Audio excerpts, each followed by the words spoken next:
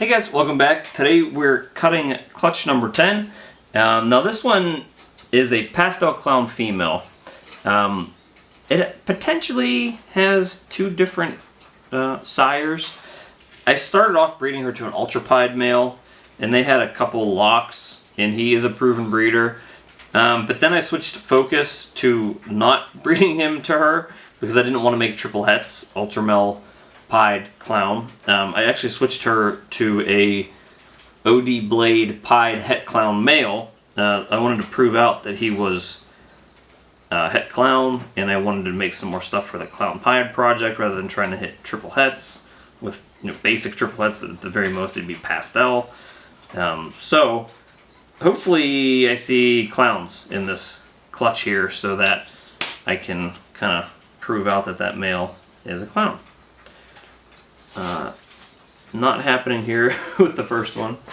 This looks like a very basic snake here, like nothing too crazy going on. There's also some funky looking film inside of the egg, which is kind of where this weird spot is right here on the outside of the egg. Kind of looks gelatinous and gooey, so hopefully that just comes off okay. But yeah, definitely doesn't look like a normal. It looks like there's something else going on in there, but it's definitely not a clown. So 0 for 1 there with trying to hit visual clown. Let's try to get this stuff off of here. Alright, let's go to egg number 2. See what else we got. Now the reason I tried to kind of get away from the triple hets is, if you're trying to hit triple hets, well, if you make triple hets, and let's say I had 7 eggs here, I'd pretty much have to keep them all. If I hit 2 males and 5 females, you got to keep them all because we're also going to get triple hets for that project. You might as well raise them all up. You basically have to keep all of the females and probably 2 males just to be safe, just to have a backup one. And I didn't want to do that at this point. I'd rather wait at some point further down the line, buy a male and some females that had, that were ultra male double hets or clown double hets, whatever. This is a funky looking snake. I would say this is my clown. I guess maybe it's a potential pastel OD blade clown. It is really weird looking. Super weird. So I'm wondering if there's something else kind of going on with it there. It's a very strange looking snake. It's not what I would expect to come out of those genetics. So, well, clown's the father. Or so that male, I proved him out to be het clown, which is again awesome. The second clutch cutting in a row that I've proved out a male to be het clown. So now I have 2 males that are proven breeders that are pied het clown. The first one has pastel, orange dream leopard, possible yellow belly. This guy is supposed to be OD blade pied. So all of these babies are either going to be double het clown pied or they're going to be clown het pied. So if you're in the market for some clown pied project stuff and I don't end up keeping it, these will be your guys here. So this would be, let's see, there's another normal.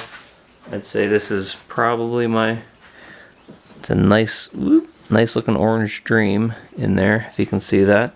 Maybe pastel as well, I don't know. I'm really not familiar with blade in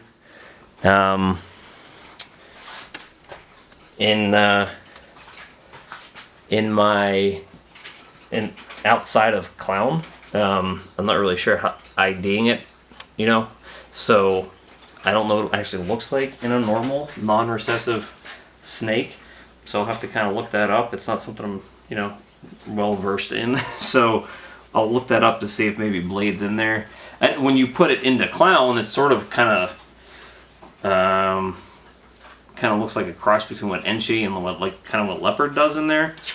Doesn't really do a whole lot in the OD blade pied male that I have.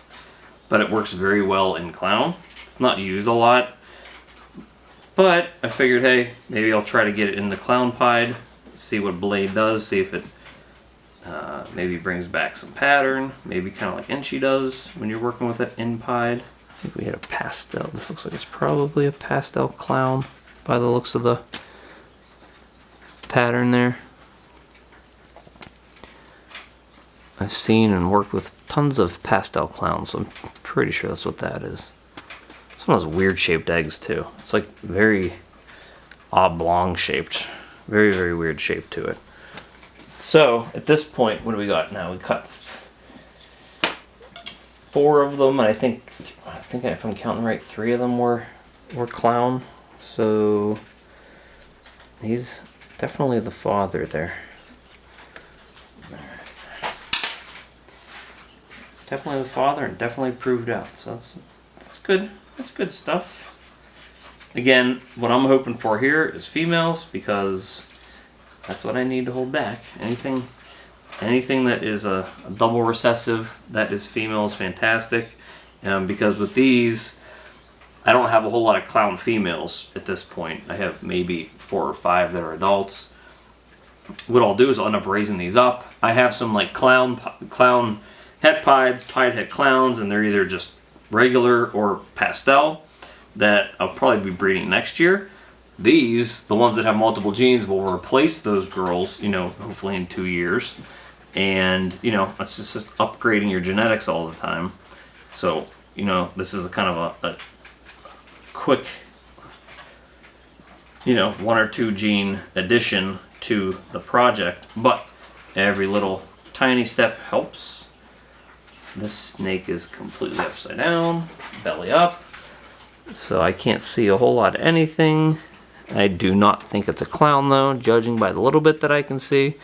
But this is one of the first times that I've actually cut an egg open and the snake's just completely the wrong way. So hopefully nothing going on there. Maybe it was just kind of doing a little bit of acrobatics in there.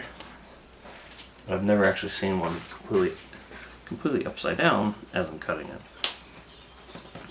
So yeah, you know, you want to replace, I've always found it that when I'm not buying adult females, when I'm producing them myself, when I'm raising them up, they always seem to do better. They always seem to eat better. They seem to be consistent with growth.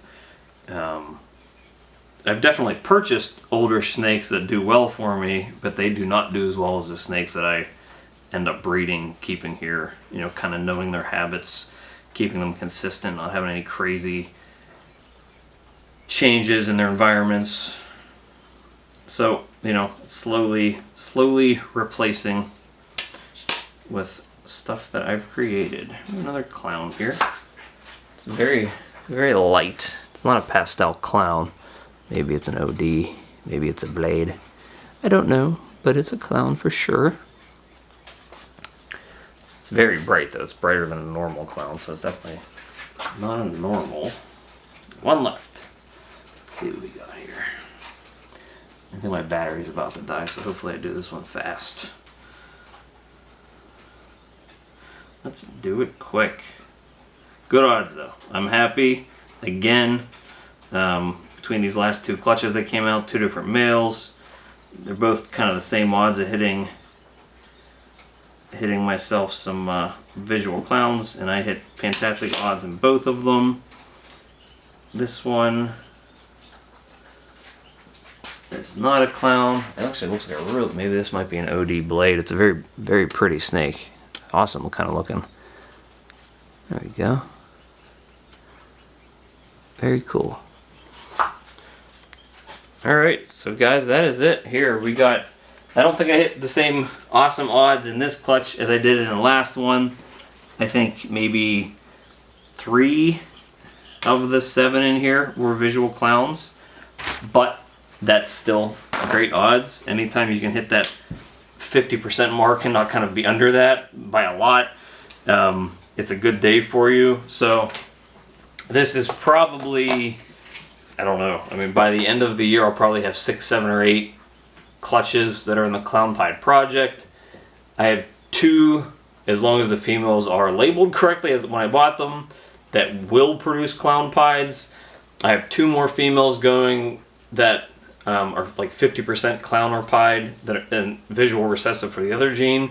So I have potential of hitting up to 4 clutches that are clown pied. One of those females I'm actually sending in a shed test for next week or so I'll figure out what she is. The other one I probably won't.